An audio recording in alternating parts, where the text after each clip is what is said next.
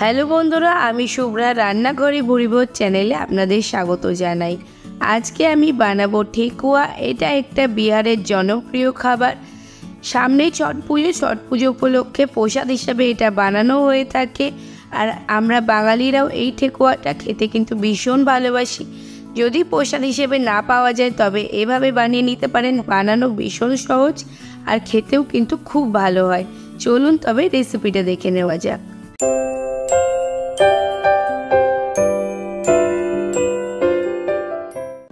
ঠেকুয়া বানানোর জন্য প্রথমেই আমি একটু ধার উঁচু থালা নিয়ে নিয়েছি আর তার মধ্যে দিয়ে দিলাম 1 কাপ পরিমাণে আটা, হাফ কাপ দিয়ে দিচ্ছি সুজি আর তার সাথে দিয়ে দিচ্ছি হাফ কাপ চিনি। এখানে আমি মোটা দানার চিনিটাই ব্যবহার করেছি। 1 টেবিল চামচ দিয়ে দিচ্ছি গোটা মৌরি, সামান্য একটু দিয়ে দিচ্ছি লবণ 1 চিমটি পরিমাণে, হাফ কাপ দিয়ে দিচ্ছি নারকেল কোড়া। এর বদলে আপনারা গুঁড়ো নারকেল বা শুকনো যে নারকেলটা হয় সেটা দিতে পারেন। এরপর সমস্ত কিছু ভালো করে মিশিয়ে নেব। ঠেকুয়া তৈরির জন্য মোটা দানা চিনিটা ব্যবহার করলে ঠেকুয়া ভাজার পর যে চিনিটা দেখা যায় ঠিক ওরকমই হয়। তো আমি এরপর দিয়ে দিচ্ছি এর মধ্যে 3 টেবিল চামচ পরিমাণে ঘি। তবে আমার ঘিটা যেহেতু জমেছিল তাই আমি 3 টেবিল চামচ ঘি দিয়েছি। আপনাদের ঘিটা যদি মেল্টেড হয় বা গলে থাকে তাহলে কিন্তু 4 টেবিল চামচ ঘি দিতে হবে। এরপর সমস্ত কিছু হাত দিয়ে ঘষে ঘষে ভালো করে মিশিয়ে নেব, যেরকম করে ময়াম দেওয়া হয়। খুব ভালো করে 6 থেকে 7 মিনিট সময় ধরে ঠিক এরকমভাবে ঘষে ঘষে আমি ঘিটা দিয়ে ভালো করে সমস্ত কিছু ময়াম দিয়ে নিয়েছি। ময়ামটা কিন্তু খুব ভালো করে দিতে হবে, ঘিয়ের পরিমাণটাও ঠিক রাখতে হবে। এরপর যখন এরকম মুঠো করলে মুঠো হয়ে যাবে তখন অল্প অল্প পরিমাণে জল দিয়ে একটু মেখে নিতে হবে। তবে জল কিন্তু খুব বেশি দেওয়া যাবে না। আমি এখানে হাফ কাপ পরিমাণে জল নিয়েছিলাম, ঠিক এরকম অল্প অল্প করে হাতে ছিটে দিয়ে দিয়ে মেখেছি। আর এখানে আমার হাফ কাপের একটু কম জল লেগেছে।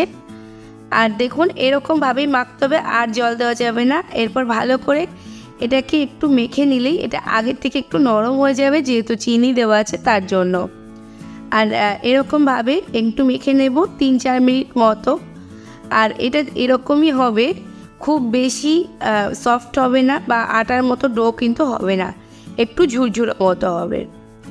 আর যখন এরকম হয়ে যাবে একটু দলা মতো হবে তখন অল্প অল্প পরিমাণে এর থেকে মিশ্রণ হাতে নিয়ে গোল গোল বলের শেপ দিয়ে নেব।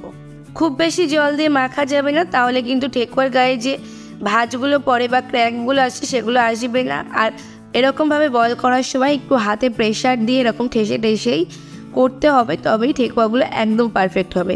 আমি সব বলগুলো করে নিয়েছি। এরপর একটা করে এরকম হাতে নিয়ে হাতের মাঝখানে নিয়ে এরকমভাবে একটু চ্যাপটা করে নিচ্ছি। এরপর চামচের সাহায্যে ডিজাইন করে নিচ্ছি। তো দেখতেই পাচ্ছেন কীরকমভাবে করছি। ঠিক এরকমভাবে করলে একটা পাতার মতো সুন্দর ডিজাইন তৈরি হয়ে যাবে। আপনারা চাইলে ঠেকুয়াগুলো যে ছাঁচ হয় তার মাধ্যমেও ডিজাইন করে নিতে পারেন, তবে আমি ছাঁচ ছাড়াই আজকে ডিজাইন করাগুলো আপনাদের দেখিয়ে দিচ্ছি। আবারও একটা একইভাবে করে নিয়ে ঠিক এরকমভাবে আরেকটা ডিজাইন করে নিলাম।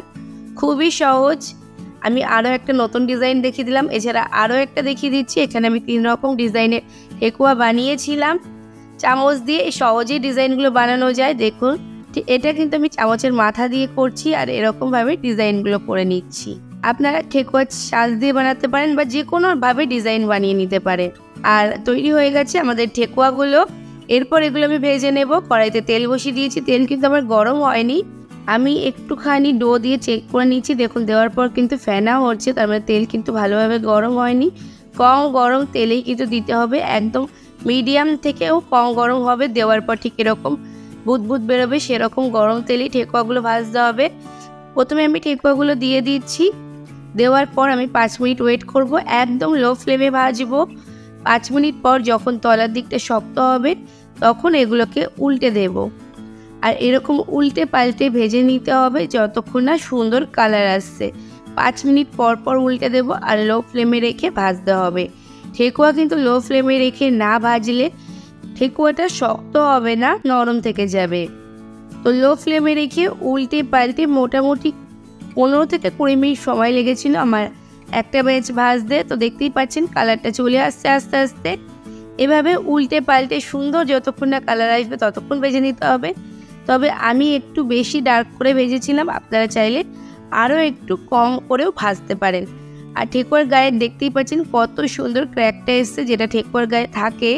আর চিনির দানাগুলোও কিন্তু বেশ সুন্দর বোঝা যাচ্ছে। তো উল্টে পাল্টে যখন এর কালারটা লাল চলে আসবে তখন এগুলোকে আমি তুলে নিচ্ছি। খুব সুন্দরভাবে ভাজা হয়ে গেছে, আর তোলার পর কিন্তু আরেকটু ডার্ক হয়ে যাবে। এভাবে ঠেকুয়া বাড়িতে বানালে খেতে কিন্তু ভীষণ ভালো হয়। আপনারা ঠান্ডা করে এটাকে যে কোনো এয়ারটাইট কৌটোয় রাখতে পারেন, 1 মাস থেকে 1.5 মাস পর্যন্ত খুবই ভালো থাকবে, কোনো অসুবিধা হবে না। অবশ্যই ঠান্ডা করে তারপরে খাবেন, তাহলে এটা শক্ত হবে বা ক্রিস্পি হবে। কিন্তু যদি গরম গরম খান তবে কিন্তু এটা নরম থাকবে। আমি ঠান্ডা হওয়ার পর দেখিয়ে দিচ্ছি। আমি কিন্তু বাকিগুলো একইভাবে ভেজে নিয়েছিলাম। দেখুন একদম পারফেক্ট ঠেকুয়া তৈরি হয়ে গেছে। যারা ঠেকুয়া খেয়েছেন তারা তো অবশ্যই জানেন খেতে কত ভালো হয়, যারা খাননি তারা অবশ্যই একবার বানিয়ে দেখবেন, ভীষণ ভালো লাগে। তাহলে বন্ধুরা, আমার আজকের রেসিপিটা কেমন লাগলো অবশ্যই কমেন্টস করে জানাবেন। ভালো লাগলে লাইক শেয়ার করে অন্যদের দেখার সুযোগ করে দেবেন। আমি একটা ঠেকুয়া আপনাদের ভেতর থেকে ভেঙে দেখিয়ে দিচ্ছি। দেখুন বাইরে থেকে কত সুন্দর শক্ত হয়েছে আর ভেতর থেকে নরম হয়েছে।